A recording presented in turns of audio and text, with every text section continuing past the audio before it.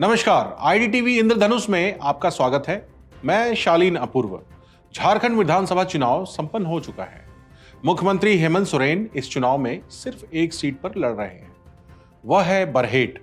जबकि 2014 में और 2019 में उन्होंने बरहेट के साथ साथ दुमका से भी चुनाव लड़ा था।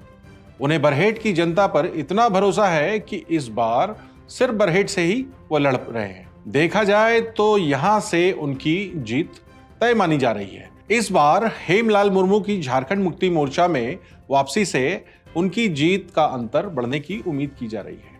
यह अलग बात है कि बीजेपी में रहकर हेमलाल मुर्मू इस क्षेत्र में कोई खास काम या कमाल नहीं दिखा सके, पर यहां उनकी पकड़ से कोई इनकार भी नहीं कर सकता।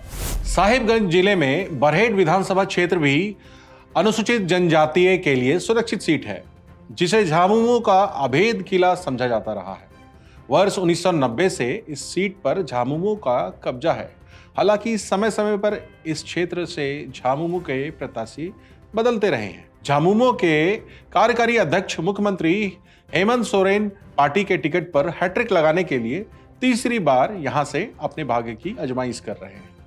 हेमंत सोरेन वर्ष 2014 में दुमका और बरहेट दो विधानसभा क्षेत्रों से चुनाव लड़े थे।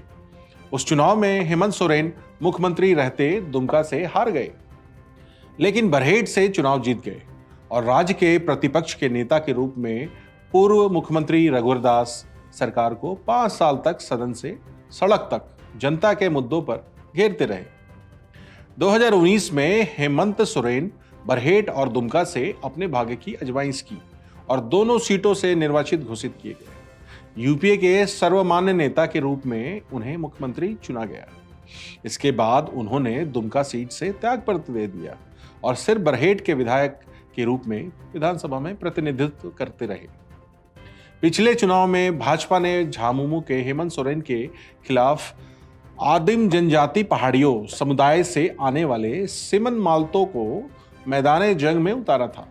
इसके पहले 2014 में हेमंत सोरेन ने कभी उनकी पार्टी के सिरमौर विधायक रहे भाजपा के टिकट पर चुनाव लड़ने वाले हेमलाल मुर्मू को हराकर इस सीट पर अपना कब्जा जमाया था।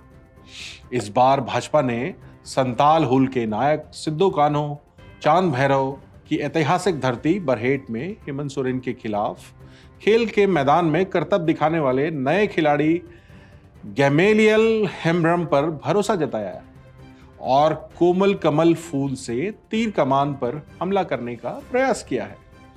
इस सीट पर झामुमो के सामने बीजेपी है और कोई तीसरा नहीं है। आदिवासी बहुल इस सीट पर कोई चमत्कार होगा, यह कहना मुश्किल है।